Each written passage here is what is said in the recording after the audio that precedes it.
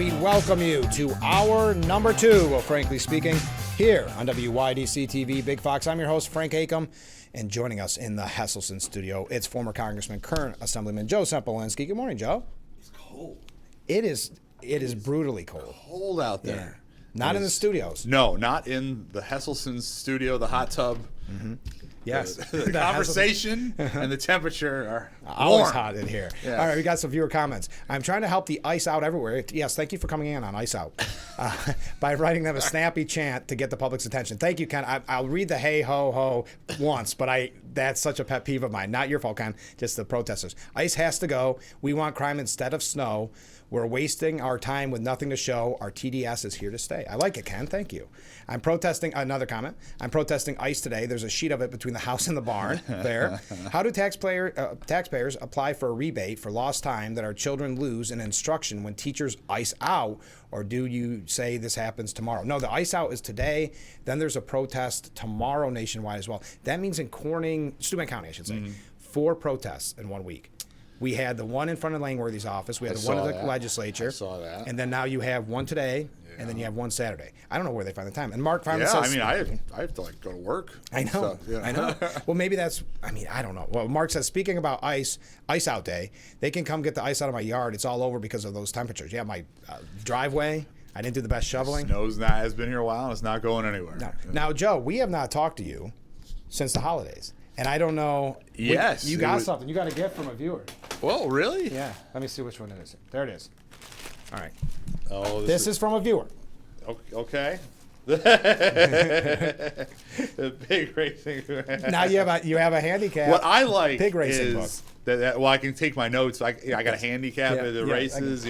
How is Tyrone the Terrible looking this year? Yeah. And So you got one too? Yeah, they gave me one too. Phil gets one too. What I like about this, Frank, is it shows the community that you've built, yes. right? And all joking aside, and we don't joke about pig racing, but all joking aside, whether it's the first iteration of the show with the radio or the TV version of the show, which I know accesses even a younger demographic because of the TV.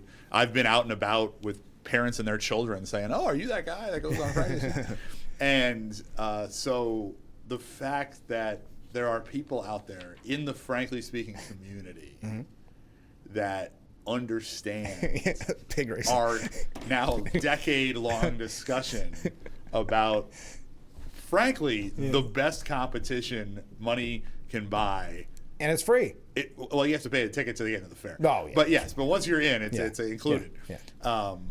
It's just all American. And I think that is hilarious. I think that's great. Yeah. So there you got notebook. It did actually include a cookie that has not made it by January 30th. All right. Well, so that will happen. Yeah, so I apologize. But isn't that nice? Thank you to the viewer. Yes. I have mine proudly here by my side. Hey, by the way, before we get into shutdown, we get into ice and all these type of things. Did you see, we had such a good time. Last time I saw you was at Linda McMahon visiting Elmira. Yes. What an amazing event. You were covering it for the station, and I was there as a very nice invited guest. The congressional office from Mr. Langworthy's office reached out and invited a lot of the local elected officials to come, and I was excited. I thought they did a really neat job, and the kids were into it. Like you never know with high school kids. That was different because I go and talk to a lot of schools, and sometimes you get there and you say, "Hey, I'm an assemblyman," and you get some nice questions, and sometimes I just don't care. And this was an assembly, and you know how kids are always excited to go to an assembly, and so it was all about civics. Yeah. It was learning about New York State and about the Constitution and the history of the country in 1776 because of the 250th anniversary. And so it was, and they were still into it. Yeah. And so I thought that it was a really neat program. I didn't know exactly what they were going to do. No, me either. And as it was unfolding, the energy from the Elmira High School students was pretty neat. And they had their vice principal, I guess, up there was the guy getting them all asking the questions and what have you. So good for Secretary McMahon. That's the second time I've had a chance to be in the same room with her over the last 3-4 months, once in Washington and then once at the auditorium at Elmira High School, which is cool. And also what was neat is that what they were doing is a tour around the 50 states, making 50 stops for the 250th anniversary of the country. And the one they picked for New York is Elmira. And that's a pretty cool thing, too, considering sometimes we don't get the attention I think we deserve in the southern tier. And I agree. people go to New York City or Buffalo or wherever. And I'm so glad you put it that way. Such an amazing opportunity for our area in Elmira. Now, fast forward today. A Connecticut school district has canceled an event with Education Secretary Linda McMahon after reportedly receiving concerns from parents. So the superintendent at this Connecticut school, McKinley Elementary School, this was elementary, in the Fairfield Public School District, caved to the heckler's veto.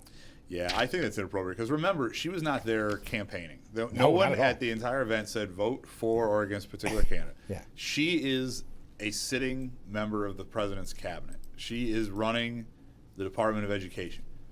Whether you like or dislike the current administration, whether you like or dislike Ms. McMahon, she is the Secretary of Education. The Secretary of Education wants to come to your school. Isn't that an opportunity? Isn't that something that's exciting? Once in a lifetime opportunity. I can't remember the last time a sitting cabinet member, obviously we had Mr. Zeldin around quite a bit before he entered the cabinet, but the last time a sitting cabinet member came to the southern tier, I can't recall. It's probably not in my lifetime.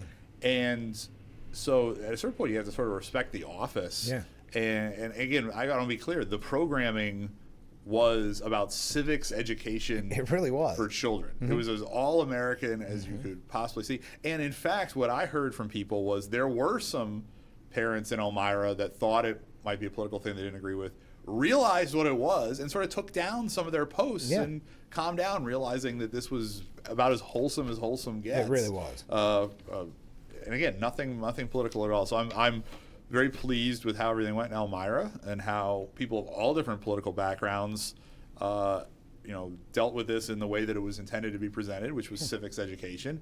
And the folks in Connecticut need to take a lesson from the folks in Elmira. I totally agree. So we got a question from a viewer. Question for Joe. Frankly, not knowing much about politics, I'm puzzled by the wheeling and dealing in Minnesota and Congress regarding DHS operations. Yeah. Maybe I am naive, but I did not know that the enforcement of federal law was up for negotiation. Yeah. Do you think I can negotiate not paying IRS this year? Yeah.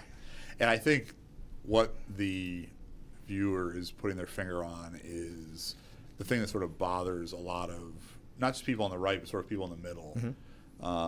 And probably, to be fair, some people that are moderates on the left about this whole thing is if you don't like what the United States immigration law is, feel free to vote for a candidate that agrees with your position. Exactly. Feel free to run for Congress. Feel free to go to your congressional office and express your opinions in a peaceful way. Feel free to write a letter to your elected officials. Feel free to take advantage of your free speech and speak online, or write a letter to the editor, or walk around with a sandwich board. Whatever you could express your opinion about what the law is, but simply saying, because I don't like what the law is, because I am sympathetic to the people that did not follow that law, that I do not want to see that law enforced, is absolute anarchy. You could even have a position about how the law is being enforced. I would even concede that. You can have a discussion about, because people that are enforcing the law have to follow the law as well. And is discretion being used appropriately? These are legitimate conversations. But just to say, I don't like the law as it exists, the law under previous administrations had not been enforced basically at all. Right. And now suddenly someone's enforcing it. I don't like the fact that the law exists. I don't like the fact that it's being enforced at all. We're going to do something to prevent that. And you have states and local jurisdictions now saying they won't cooperate. That's been a long-standing policy in the state of New York as a sanctuary state. New York City is a sanctuary city. You can't. That's not how the system works. Right. If you break the law, there are consequences, or at least there should be consequences for breaking the law. These other conversations are a separate conversation. Right. Absolutely. And sort of just say, oh, don't come to our city. Our area is an area where you don't want to enforce that law. That is simply flies in the face of the rule of law. It flies in the face of our constitutional government. So again, you can have your opinion on immigration. Right. You can have your opinion on how things are being done. But to simply say we will not allow laws to be enforced in certain portions of the country is absurd. It really is. A comment from a different viewer: the Republicans should not even come close to negotiating federal law with the Democrats. That's absolutely absurd, using your term. Let them shut down the government if they want. Maybe they'll drive their approval rating from 18% to single digits. It's a fair point. I mean, it's frustrating to watch. It is. And we can jump all the way to the kind of the ICE and the protests and like that. I had some state stuff we'll get to here in a little bit. But we saw. And one point is the president's now sent Mr. Homan into Minnesota, and that's being viewed, I think, by people on left and right as the president making efforts to increase the professionalism of how laws are being enforced. And again, how is important. I concede that. So, Mr. Homan is a professional. Mr. Homan has enforced immigration law under Republican and Democrat administrations. So, it's one thing to concede, hey, I'm going to send my top guy who knows what he's doing and is going to do this efficiently, and is going to do this in a way where people are safe. That's very different from I'm just not going to enforce the law. Right, exactly. So, I think the president made a positive step there. And, you raise a really good point about him working under Democrat and Republican, because in Steuben County, they had the protests that we mentioned earlier, and it was all based on false information, that there was going to be an ICE detention center built here in Steuben County. That bothers me because the person who originally lied about it, they win in that deal because they get people riled up. Right. There's more people at the protests. It looks better on TV. So that frustrates me. But their new talking point, once they were told there is no detention center, they said, well, we just don't want to work with ICE because the old ICE isn't the same as the new ICE. Oh. So now ICE being run by Homan under Obama was okay. And then now it's bad. It's the same guy at the helm right now. Yeah, and so. Again, my understanding of that situation in Bath is this was a renewal of a long-existing arrangement. Yes, almost 30 years. Right, so there's a cooperation. And again, because of who's in charge now, you simply just don't want to cooperate. Exactly. That is, again, it's corrosive on the rule of law. If you have an opinion on what the law is, feel free to express that opinion. Feel free to vote your conscience. But then to say we simply will not enforce the law at all. And again, I think Homan going to Minnesota increases professionalism. I think it will make it more efficient. I think it will make sure the right people are being arrested, and that people who haven't done anything wrong or don't get caught up into it, and that there's nobody wants violence or anything. No. But that is a better enforcement of the law. And calling for better enforcement of the law, or even calling for a different law to be passed, is very different from I don't like the law, don't ever enforce the law, leave our city. The people that say we shouldn't have ICE at all, there are people. Well, then you're just saying we're not going to enforce that law at all. Well, that's again, it's anarchy. Well, it's teetering on defund the police, right? Where they're starting to use the same kind of talking points, and to this viewer's point, saying "Good morning, Joe," and "Good morning, Frank." I have to believe that the number of people who support ICE far outweigh those who don't. Would you agree? I think so. I think the landslide victory of Trump, which his biggest issue was running on immigration, I think you're 100% right. But it's just what's frustrating is, like you said, with the sanctuary cities, and there's no help for ICE, so they're not trained to be crowd control. They're not trained, so it gets them into a powder keg situation. Well, let's look. ICE is enforcing immigration law throughout the country. And there's this flashpoint in Minnesota. Right. There are other jurisdictions where the local law enforcement cooperates and collaborates. Right. And you don't have the situation like you have in Minneapolis. And so I think that there's a lesson to be learned there. And again, if you don't like what the law is, if you want somebody to be in a different status, then again, lobby your congressional representatives. Don't try and block an ICE agent from doing their job. Well, look at something as simple, and I know we talk about it a lot, and we're going to talk about it later in the program, but before we go to break, petition season is coming up. Get involved, whether it's take out petitions, whether it's run. If you want to see change, you've got to do it the right way. This idea of, and listen, like peaceful protests, I'm all for it. Yeah, sure. That's Tea Party, look at the times we had great times. If you want to walk around with a sign expressing your opinion, if you want to stand in front of my office and yell at me, whatever, that's fine. This is America. But that's very different from interfering with a law enforcement action. Absolutely. All right, we got to take a short break. Stay with us. This is Frankly Speaking here on WYDC TV, Big Fox.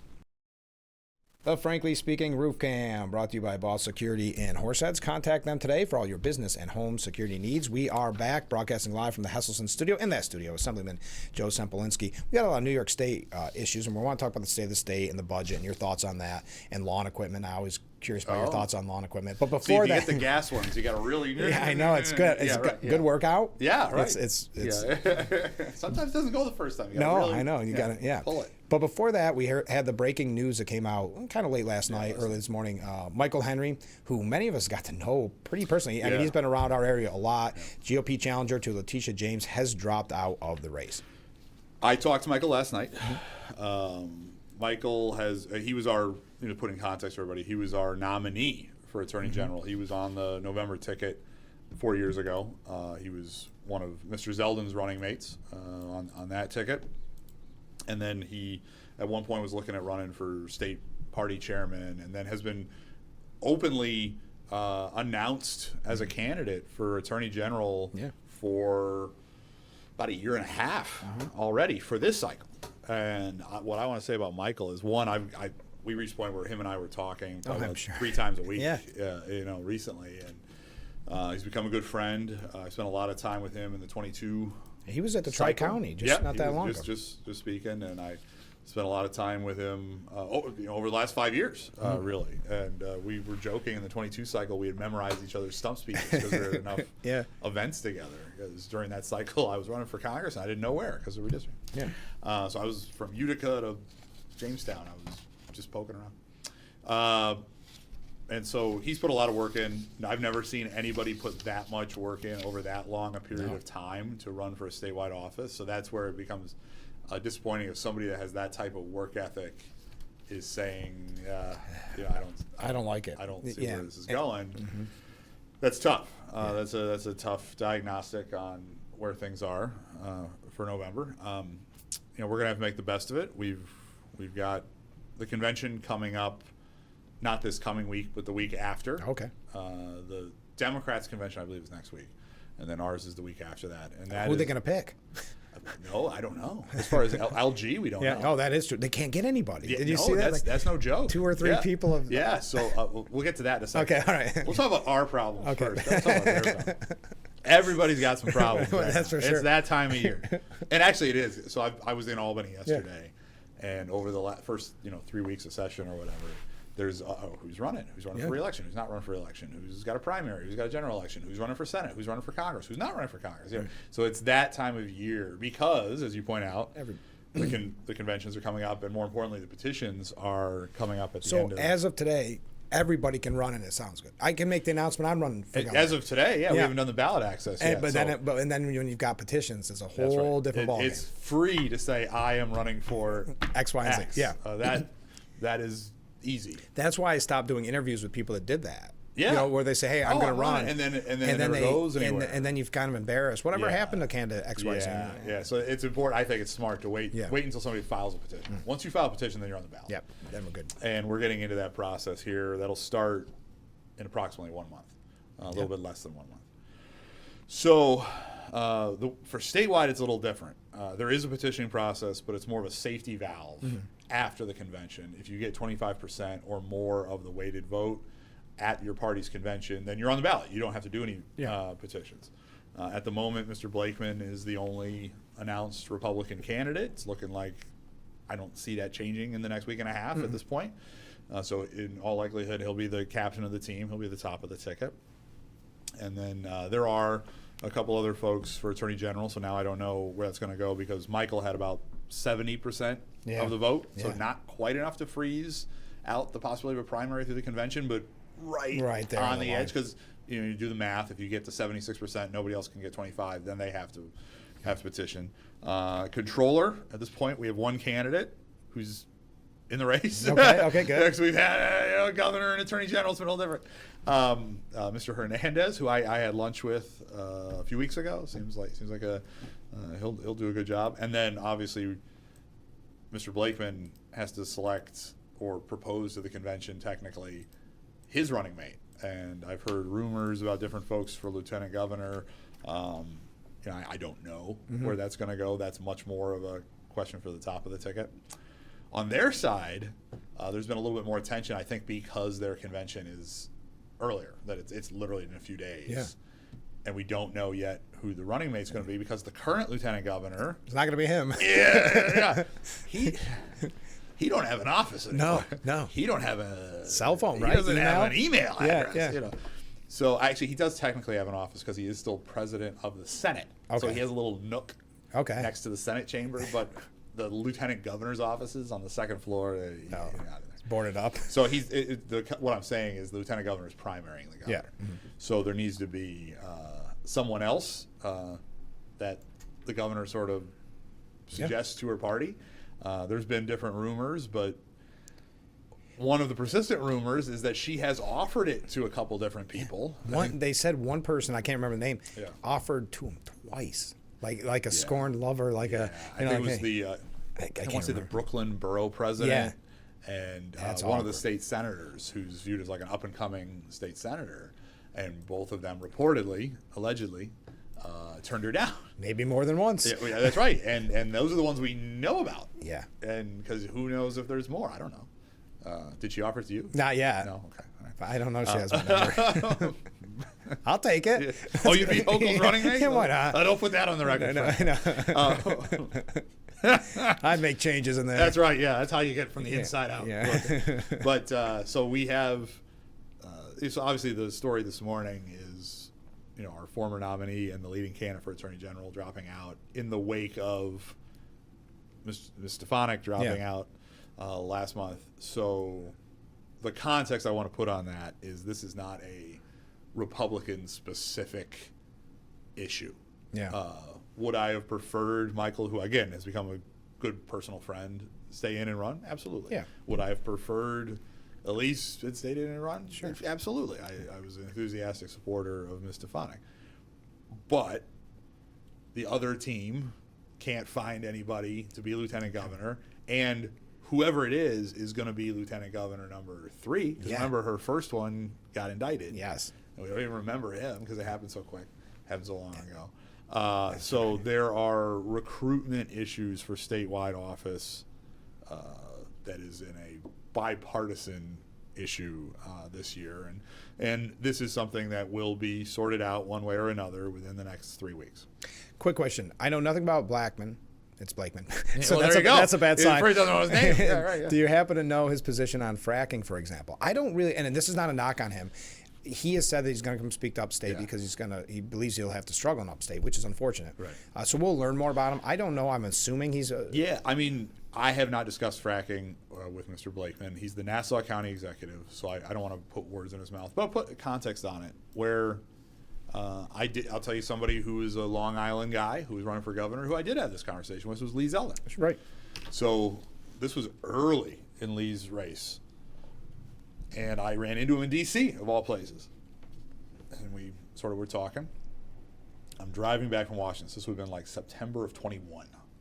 So an eternity. And my phone rings, I hit my Bluetooth, and suddenly it's Congressman Zeldin on the other end of the line. And he's like, "Hey, Joe, it's good to see you, running into you." Again, we just bumped into each other by happenstance on Capitol Hill. He goes, "I'm running for governor. I'm from Suffolk County. You're from Steuben County. Can we talk? Just you and I talk about how you feel about energy issues, fracking issues, natural gas, the Southern Tier. Yeah. I want to learn about it." And we talked for like a half an hour or whatever about it. And I was very impressed. So the reason I bring that story up is I can't claim to understand every issue in New York City. I can't claim to understand every issue in Nassau or Suffolk County because I'm from Steuben County.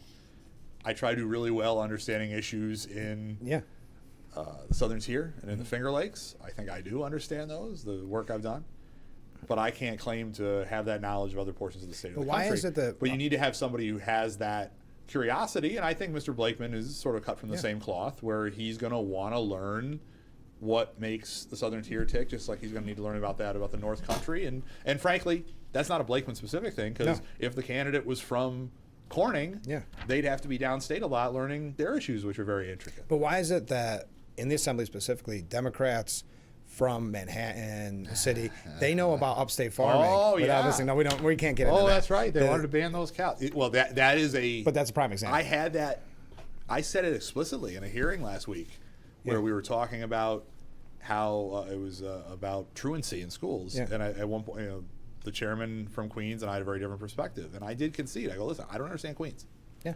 But my job is to make sure you understand rural areas of the state. Exactly. So you got to listen to me on that. And it was received in the positive mode in which I had offered it. Yeah. We got to take a short break. Stay with us. We'll be right back with Frankly Speaking after this. The Frankly Speaking Roof Cam, brought to you by Boss Security in Horseheads. Contact them today for all your business and home security needs. We are back broadcasting live from the Hasselson studio with Joe Sempolinski. A lot of comments coming in. Yes, thank you. I've had a few people send this. It's so interesting to see Obama and Clinton and some of their past speeches on immigration. Yeah. So there's that one from Obama. I saw it, I want to say in the Drudge Report? No, it couldn't have been. They went a different direction, but I'll try to find that. But yes, I have watched it, and I suggest everybody watch it. Yeah, the Democrats 25, 30 years ago were dramatically different in immigration enforcement than they are now. A comment. The only reason the Democrats want a government shutdown is because they were rewarded with 2 governors in blue states. This is about midterms, not ICE. They failed to gerrymander Virginia, so chaos is their backup plan. I think there's something to that. Yes. Comment from a different viewer. I have to say the chemistry, the energy when Joe is on your show is refreshing and uplifting. Thank you to Joe. Thank you to you and Joe for a great interview. Well, thank you, because normally I'm very bland and uncharismatic. Well, that's why because we're actually it's 2 friends from high school talking about politics. Exactly. That's why I'm always nervous. I know what we're going to say, forgetting we're on the mic. Wait. There doesn't get the point. Oh, wait. There's a little green light there. There's about 200,000 people out there watching. Oh, here we go. You're going to like this. I just can't help myself. Joe Sempolinski for governor. I am not a candidate for governor. I appreciate that. Yeah, it is a nice and I've had statement. people say to me that I should do statewide things in the past, and different slots on the ticket or state party positions. I am running for re-election to the state assembly. Yes, good. And speaking of which, we had the state of the state, we had the budget. What were your thoughts? How are things going in Albany? Well, the defining thing is, so the governor's executive budget. So the budget process is very different in Albany than it is in Washington, D.C. The governor proposes an executive budget, which that part is similar to Washington, D.C. There is an executive budget, doesn't get as much attention. But and then there's these very intense budget hearings. We just started those. We had a week of them this week. I participated in the environmental conservation and energy one. Mr. Palmesano gets amped up for the energy one. I'm not on that committee, but I am on the environmental conservation committee, so I was asking questions of the DEC commissioner. Commissioners all come in. Commissioner would be the equivalent at the state level of a secretary. Okay. They're the cabinet members, and they get the DEC commissioner. She got grilled for 4 hours. Wow. And that was before we got into the energy stuff. Yeah. So that hearing went like 13, 14 hours. Meticulous detail. Then they produce what is called one-house budgets, and what was very transparent suddenly goes behind closed doors for the most crucial part of it. But we're right now in the very meticulous, very transparent, positive portion of the process. So the governor's executive budget proposal is $260 billion with a B dollars. Yeah, that's well over $250 billion. It is an increase from last year, and what I've said to people, I said on the record, that's as good as it's going to get. It's going to get more lefty, more aggressive from there. The mayor of New York City, former assemblyman, now mayor, Zohran Mamdani, has already said he wants more taxes, he wants more spending. He's dealing with a massive $12 billion budget hole. Which he blames on Adams and Cuomo. Which he blames on Adams and Cuomo. Yeah, it's never his fault. Whatever. No. So he's going to be looking for money. He's going to come to Albany looking for money for that. So there's going to be a push from Mamdani's allies in the state legislature. And again, he comes out of the state legislature, so he has some far-left allies, even though he was on the fringe. There's a few of them. Oh, yeah. And they are now empowered. Yes. And the people that weren't in his group are now afraid of his group in a way they weren't before. To dramatically increase spending, dramatically increase New York City spending, and ultimately, because you can't deficit spend at the state level, everything you spend is going to come from somewhere, increase your taxes. I disagreed with the level of spending in the executive budget, but it is going to be tame compared to where we may be going between now and the end of the fiscal year. End of the fiscal year is March 31st. How excited are you that A$AP Rocky, the rapper that we all enjoy, is going to essentially, I would assume run against, maybe primary Zoran Mamdani. Well, what I respect about Mr. ASAP, Mr. Rocky? ASAP or Mr. Rocky, I don't know his preferred nomenclature, but what I respect about that is Zoran's not up till the end of his term. Where was this when he's up in 29? Yeah. So, that takes a lot of work to run for 4 years. Yeah. For mayor. So it was in the New York Post this morning. ASAP Rocky. I wonder what's his position on fracking? Do we know? I know. 2029. Vote for mayor's mayor. Vote for Rocky is. I would work on that. Starting early. I would work. Run, who's he married to? Isn't it like? I don't know. I don't know. I know. I think Rihanna. Is he? Yeah. Is he still married to Rihanna? I think so. So that's star power. That is right. Well, but Mamdani's not star power. Rihanna's from the Barbados? I think so. Yeah. This went off the rails, this interview. I think that person's taking back their comment. A couple of quick ones before we take a break. Good morning, Frank. Could you ask Joe why President Trump's national emergency on energy doesn't override Hochul's no gas ban? That's interesting. Yeah, I mean, obviously we live in a constitutional structure with federalism, and the state has purview over internal economic things. Obviously, when you have interstate commerce, that falls under federal purview. And so energy is an interesting one because a lot of these are interstate markets and interstate commodities. So certainly there's federal role in energy. Mr. Langworthy serves on the Energy and Commerce Committee in Washington. Mr. Palmesano is We just had a clip. Yeah, he's our energy ranker in the Assembly. So there's portions of energy that are state appropriately, portions of energy that are federal appropriately. But I'm a constitutionalist, and so states certainly have independent authority in this and other matters, and which is appropriate under a constitutional system. We have some great comments. We're almost out of time, so and we got a couple things we need to get to. So if I'm skipping yours, I apologize. There's a couple quick ones, and Joe, you don't have to answer all of them. Ken says, "Are you sure, Joe? The job comes with a nice house with a beautiful picture of the governor's mansion." Another comment. I live in my regular house in Canisteo, New York. Comment from a different viewer regarding Joe running for governor. At least he sticks to his guns. However, Blakeman does not. Should this be considered a red flag? You don't have to weigh in on that. Just a viewer comment on that one. All right. I have a very earth-shaking question for you both. Is Punxsutawney Phil being canceled by PETA? I understand they're looking into a virtual meme like more sensitive groundhog.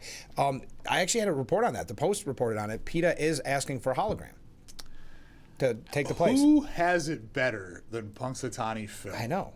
He's a global celebrity. He has a whole team of caretakers. And a job one day a year. He's got it better than any other groundhog in the world. Yeah.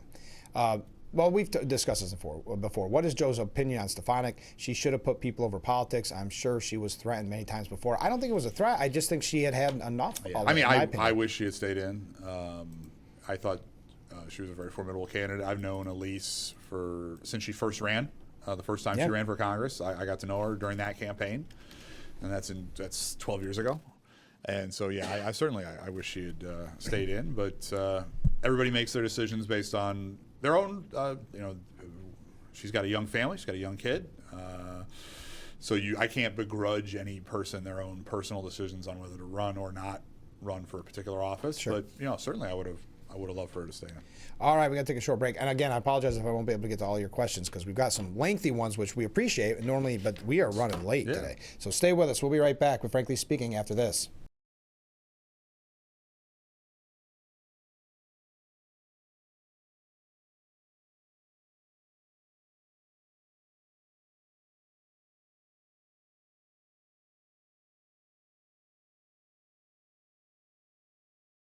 Frankly Speaking Roof Cam, brought to you by Boss Security in Horseheads. Contact them today for all your business and home security needs. We are back broadcasting live from the Hesselson studio. In that studio, Assemblyman Joe Sempolinski. Comment for viewers. This whole show's been great comments. Yeah, it's great. I love it. You can feel the energy. And I feel bad that some of them I just have to miss because of just the length. I apologize. I could never get on board with a groundhog shadow outweighing the fact that a person either does or does not see his shadow in order to predict the weather. Okay, I don't understand that. I don't quickly know why their shadow is more potent than my shadow or your shadow. That is a good question. Yeah. Comment from a different viewer. Great show, Frank. I'll give it a 9.5. Okay, I'll take it. That's not bad. No 10 until Trump and Joe are on together. If the president comes to the Hesselson studios, I will be there. Invited anytime, Yeah. Mr. President. Now wait.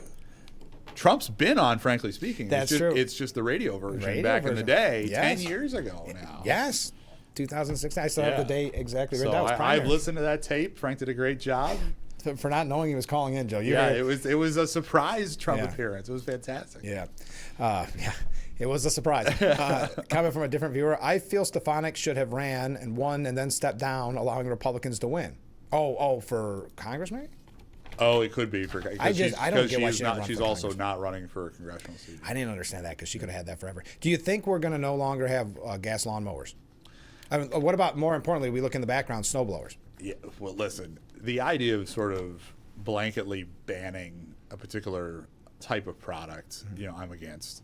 If you want to buy an electric car, if you want to buy an electric lawnmower, if you want to buy an electric, weed whacker thing, God bless you. And if the market, if that's what people buy, there'll be more of those on the market. And, we have technologies that come into vogue and out of vogue and into existence and they become obsolete. It's the government saying you can't do it because I have a problem. The funny thing is, I wanted an electric mower because they're so quiet. And I thought for neighbors and just for myself, if you want they're a God little bless you. they were too expensive. But if that were to come down, I would do that. But I wouldn't as soon as the government says you right. That's Yeah. when it gets going. When there was rumors about banning gas stoves a couple of years ago, at the time I was an aide in the Assembly office, and suddenly 80% of our phone calls were about don't ban gas stoves. And lawnmower is not a life or death issue. Again, I am against banning gas lawnmowers, for the record. The heating stuff is a life or death issue. Think about this whole last 2 weeks. Well, the whole winter. Would you want to be, when I left my house this morning, my house was negative 17 wind chill. Wow. Would you want to have a non-reliable source of heat? People are going to die if you don't have reliable heat. And it's perfect because the lawnmower is just like with the electric house. We're going to have a turf war. Electric house. The legend? The legend himself. Wow, we could get to 10. They said 9.5 if you're with Trump. Yeah, well, what do we get? This is at least a 9-7. I've got a sneaking if we suspicion. do this, because we've never done this before. This has never been People done. out there This don't has know never what been we're done in talking history. about. I don't even know if they're going to be excited. Is it even legal to have the two of you in the same room together? I'm in his district, so I'm the one that. This is a turf war. Yeah, I'm in Phil's district. Do you think that's why he's nervous right now? I don't know. Okay. They don't know exactly what we're talking about. No, Phil's coming. Yeah, Phil's creeped by Got to tell the slowly. folks out in TV land what's going on. They don't want to get nervous. Yeah. Before Phil comes in, petition season, as we mentioned. If people want to get involved, what's the best way to get involved? This is the time to do it. So petition season for Congress, state Senate, state Assembly, some county and local offices that are now in the even year. That will start the last week of February. Filing is the first week of April. And this is the time. Everybody needs those signatures. For instance, Mr. Spalding, running for re-election county coroner, needs 1,000 signatures just For in Steuben coroner. County. Keep that in mind. Coroner. Yeah. I need 500. Phil needs 500. Mr. O'Mara, running for state senate again, needs 1,000. So it's many hands make light work. This is the time. This is the exact best time to get involved. What's the best way to get a hold of you?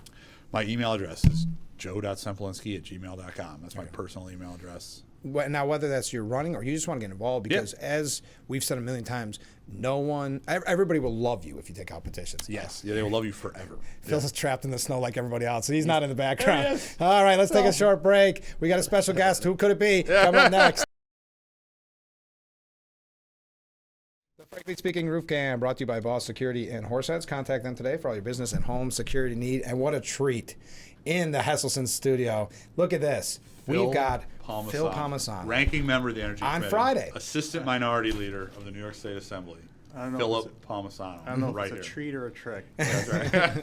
Well, I mean, this is exciting because we had a viewer earlier that said it would be a 10 out of 10, frankly speaking, if Joe was with Trump on the show. I think it's a 10 out of 10 with Joe and Phil on the show. This is exciting.